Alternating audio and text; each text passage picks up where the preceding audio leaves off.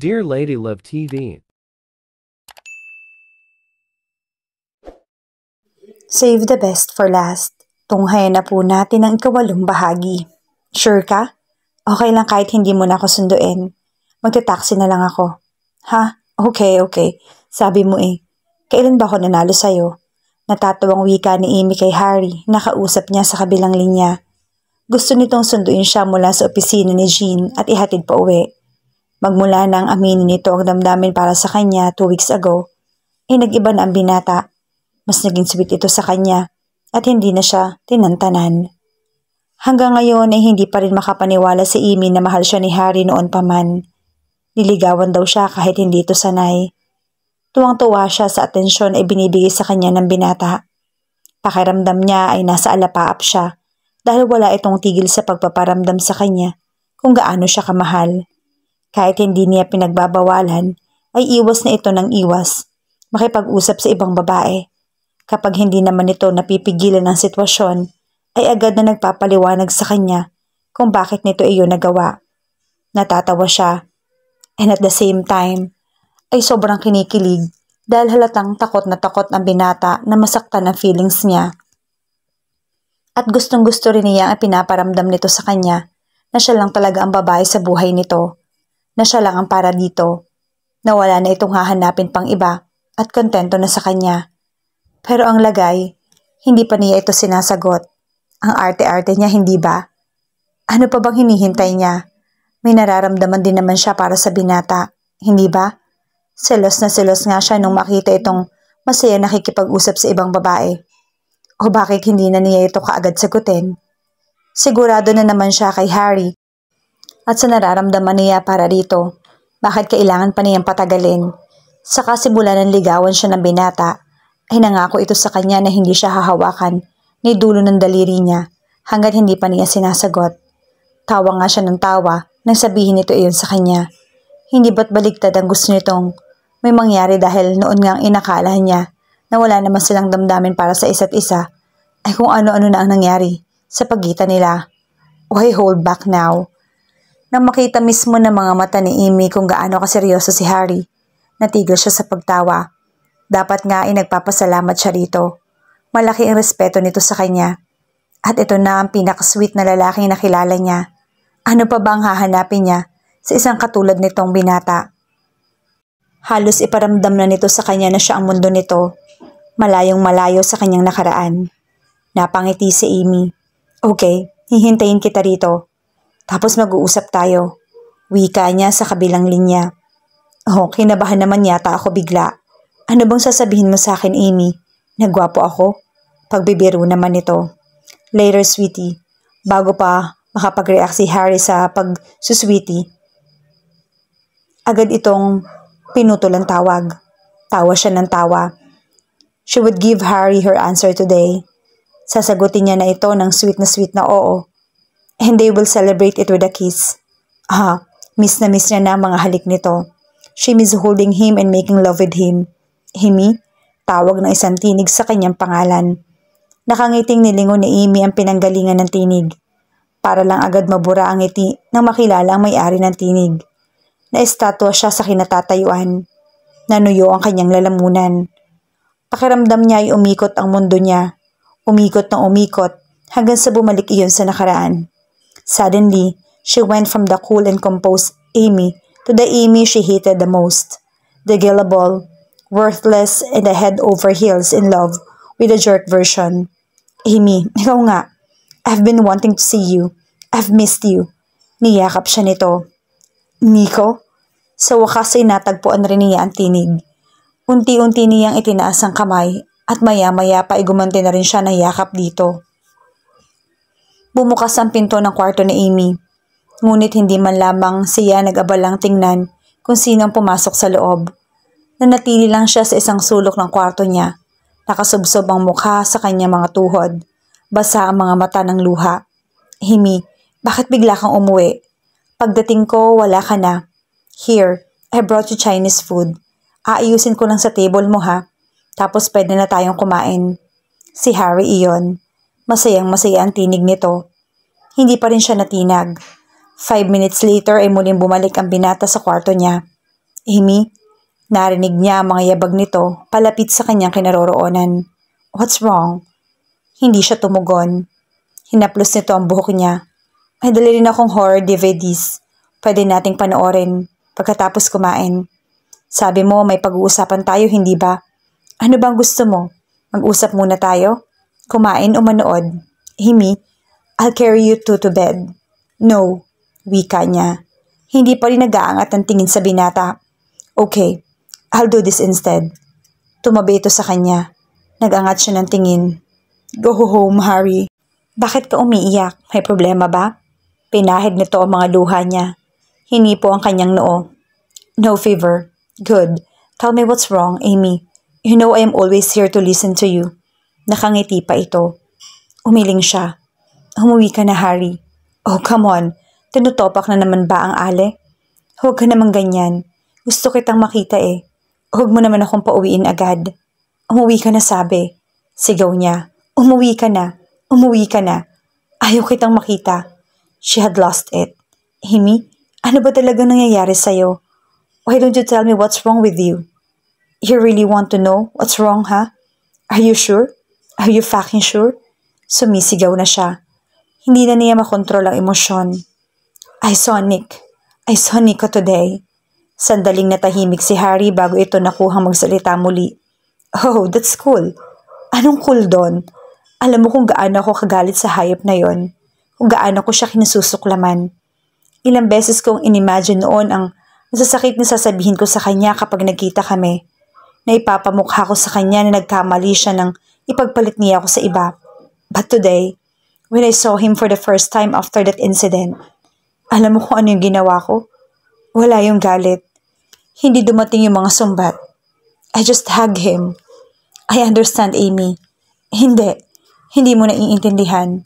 Huwag kang magsalita na akala mo alam mo ang lahat. Na akala mo kilalang kilala mo ako. Hindi mo alam kung ano yung nararamdaman ko, Harry. Hindi porke hinahayaan ko na manghimasok ka sa buhay ko, alam mo na ang lahat. Hindi porke hinahayaan kita na makaalam sa buhay ko, aakto ka na alam mo ang lahat. Hindi mo alam kung anong pakiramdam ng isang tulad ko. You're just a temporary boyfriend. No, you're not even close to a boyfriend. You're just a pastime, a fleeting fancy. So don't act like you own everything about me. Hindi mo alam kung gaano kahirap. Yung katotohanan na pagkatapos akong sakta ng isang taong pinagkatiwalaan ko, sa isang sorry lang niya, bibigay na kaagad ako. Yung hihingi lang siya ng tawad, okay na ako. Ganun kabilis. Ganun kasimple. Hindi mo alam yun, Harry. And now, I'm confused. I thought I love you. But after seeing Nico, I don't know what to feel anymore. So you're telling me that after that Nico had done to you, you're already forgiven him if he asked for it? Na walang sabi-sabi papatawarin mo siya? Na maglalaho ka agad ang galit mo sa kanya? Na wala akong karapatang magsalita na ganito dahil wala akong alam? Mahinahon lang ang tinig ni Harry, pero mahihimigan doon ang hinanakit. Oo, wala nga siguro akong alam na sinasabi mo, Amy. Kasi ang alam ko lang, ako yung taong sumama sa panahon na akala mo wala nang dahilan para pangumiting muli. Ako yung nandito para makinig sa mga hinanakit mo at pighati. Ako yung nagpunas ng mga luha mo at pinalitan yun ng mga ngiti. Ako yung nandito, nagmamahal sa'yo. Walang intensyon na saktan ka sa kahit na anong paraan. Ako si Harry, yung lalaking matagal nang nagmamahal sa'yo. Yung lalaking umaasa na sana mapansin mo. Bakit nung wala ka, nakakampi, ako yung takbuhan mo? Bakit nung akala mo puro pighati, ako yung naging kanlungan mo? Ngayon na bumalik na ang nakaraan mo, bakit bigla na lang ako nawala ng halaga sa'yo? Bakit mo ako pinagtatabuyan, Amy? Bakit kailangan mong ipamukha sa akin na kahit ano pang gawin ko, hinding-hindi ko mapapantayan yung nakaraan mo? Harry, yes, what we have may be just temporary thing to you. But for me, you've always been my dream, my every reason to live. Pasensya na. Ayaw naman talaga kitang sumbatan pero nagawa ko na. Pasensya na kung mahal kita. Pasensya na kasi gusto pa rin kitang intindihin sa kabila ng mga sinasabi mo. Pasensya na kung nandito pa rin ako at naghahanap pa rin ng dahilan para panghawakan yung nararamdaman ko para sa'yo. You thought you loved me. For me, that's enough. Masaya na ako doon. Hindi na ako maghahanap pa. Kung si Nico pa rin ang nagpapatibok niyang puso mo, ano pa nga bang magagawa ko? Kung hindi pa rin ako sapat para sa'yo, wala na akong magagawa. Pero pasensya na rin, kung pagkatapos ng lahat ng to mamahalin pa rin kita. Tawagan mo na lang ako kapag kailangan mo na ako, okay? Darating ako ng walang pagdadalawang isip. You're still the most precious woman to me. What can I say? I'll still be loving you even if you don't feel the same for me. He kissed her forehead. Then he carried her to the bed. I leave you for now. But I'm just a text and call away. Okay? Hindi siya nagsalita. She was crying. See you, Amy. Paalam nito bago lumabas ng kwarto niya. Gustong habulin ni Amy ang binata. Gusto niyang bawiin ang lahat ng sinasabi rito. But she couldn't do it. She was really confused at that moment. Wala siyang ibang nagawa kundi ang umiyak at muling magalit sa kanyang sarili. A week had passed, ngunit hindi pa rin nakakausap ni Amy si Harry. Hindi niya tinatawagan o tinetext man lang. Nahihiya siya sa binata. Ang kapal na mukha niya na pagsalita nito ng masasakit. Ang kapal na mukha niyang itaboy ito sa buhay niya. Samantalang si Harry, hanggang sa huli ay siya pa rin ang nasa isip. Nakakahiya siya. Saan siya kukuha ng kapal na mukha para muling makipag-usap sa lalaki at bawiin dito ang lahat ng masasakit na salita na sinabi niya? That he was not just a temporary flame for her. Paano masasabi ni Amy kay Harry na gusto niya magsimula silang muli? Knowing him, patatawarin siya nito at tatanggapin. Pero tama ba yon? Sinaktan niya ito. Dinurog ang puso. Marahil ay tama lang sa kanya ang maparusahan ng ganoon. Nagtanim siya ng masasakit na bagay. Kaya nararapat lang na anihin niya ang galit ng binata. Nasa ganoong pag-iisip si Amy nang marinig niya ang pagkatok sa pinto ng bahay niya. Kaagad siyang bumangon. Kinabahan siya. Si Harry na ba yun? Tinakbo na niya ang kinaroroonan ng pinto. Excited na siyang makita ang binata. Ipapaliwanag niya rito na nalilito lang talaga siya. Kaya niya nasabi ang mga bagay na yon. Na mahal niya rin ito. Sasabihin niya na mahal niya ito. Ha? Art? Ani niya nang buksan ang pinto. Mababa ka sa mukha ng kapatid ang pag-aalala. Amy, have you watched the news? Hindi. Ano nangyari? Last night, there was a big fire in Harry's farm in Laguna. Walang natira, Amy. Hindi ko makontak si Harry. Ang sabi sa news, hindi pa raw nakakausap ang mga bombero, ang may-ari, kundi ang ilang tauhan pa lang. They also claimed that the owner was nowhere to be found. Kailangan nating mahanap si Harry, Amy. Alam mo kung gaano niya kamahal ang farm. Nakatulala lang siya. Amy, Harry, sigaw niya. Pagkatapos ay dali-daling kumido si Amy para magbihes. Kailangan siya ni Harry. Alam niyang malaking dagok para rito ang nangyari. At gusto niyang samahan at damayin ang binata sa pinakamalungkot na araw ng buhay nito. 3 tasa na ng kape ang na-order ni Amy at halos magta-30 minuto na siya naghihintay sa taong kakatagpuin niya ng araw na iyon. Ngunit hindi siya naiinip o naiinis man lang. Matyaga siya naghintay. Wala rin sa kanya kung pagtitingin na siya ng ibang customers sa restaurant dahil kanina pa siya nandoon pero kape lang yung ino-order niya. She was pretty calm that day. After 30 minutes of waiting ay dumating na rin ang hinihintay niya. Hagad siya nakita nito. Nginitian at lumapit sa kanya. Ngumiti rin siya ng tipid. He sat on the chair across her. Sorry, I'm late. Naghintay ka tuloy ng matagal. May operasyon kasi. It's okay, Nico. Putol niya sa sinasabi nito. Tinawagan niya ang lalaki kahapon. Sinabi niya na gusto niya makita ito. 12 araw na nakakaraan. Magmula nang muli silang magkita ng lalaki nang hindi inaasahan. Kung noon ay wala siyang nagawa, kundi ang yakapin lang ito at mag-walk out. Pagkatapos, wala man lamang salitang sinasabi dito. Ngayon ay handang-handa na siyang harapin si Nico. Pasensya ka na rin kung naistorbo kita. I know you're a busy person. No. Basta ikaw, I have time for you, Amy. Gusto talaga kitang makita noon pa. Wala lang akong chance. Biglang nag-ring yung cellphone nito. Walang paalam na siguro nagot ni Nick iyon. Let's talk later, okay? No, I'm busy. Hindi ko kailangan ipaalam sa'yo lahat ng gagawin ko. Don't you dare swear at me, woman. Pagkatapos niyon ay pinutol na nito ang tawag. Was that your wife? Tanong niya. Tumangulan si Nico bilang pagsang-ayon. Pagkatapos ay hinawakan ng kamay niyang nasa ibabaw ng table. Amy, I've missed you. Pinagsisisihan ko kung bakit nagawa kitang iwan. I may be successful today, but my life is miserable. I don't love my wife. Pinisil nito ang mga kamay niya. I still love you, Amy. Hindi siya tumugon. I'm sorry sa nagawa ko sa'yo. Alam ko nasaktan kita ng labis.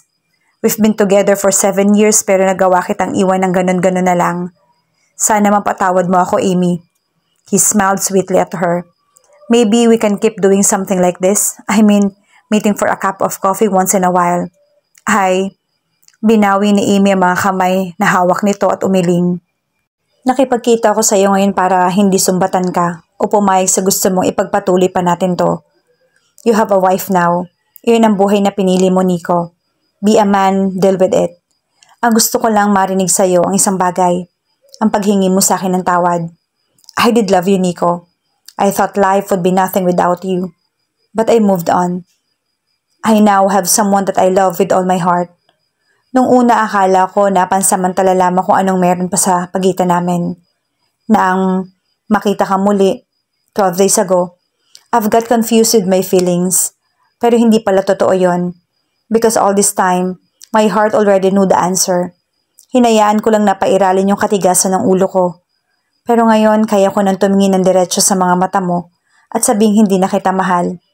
Isa ka na lang sa nakaraan na wala na akong balak pang balikan pa. I forgive you for hurting me, Nico. Magkita man tayong muli pagkatapos nito. We will be strangers to each other. Thank you for the memories. Goodbye. Tumayo na siya. Wait, Amy. Pigil nito sa kanya. Does that someone you've talking about you love? Ngumiti siya rito. Yes, he loves me more than anything in this world. Siya ang nagturo sa akin ng ibang mundo na malayo sa nakasanayan ko. Hindi niya ako iniiwan sa mga panahong kailangan ko siya. Siya ang nagbalik ng mga ngiti sa mga labi ko. Siya ang nagpunas sa mga luha ko nung inakala ko nag-iisa na ako. Gusto ko rin lang magpasalamat sa iyo, Nico. Dahil kung hindi mo ako iniwan, hindi ko mababaling yung pansin ko sa kanya. Ikaw ang dahilan kung bakit nakita ko ang lalaking habang buhay na gusto kong makasama. Salamat. I wish you happy life.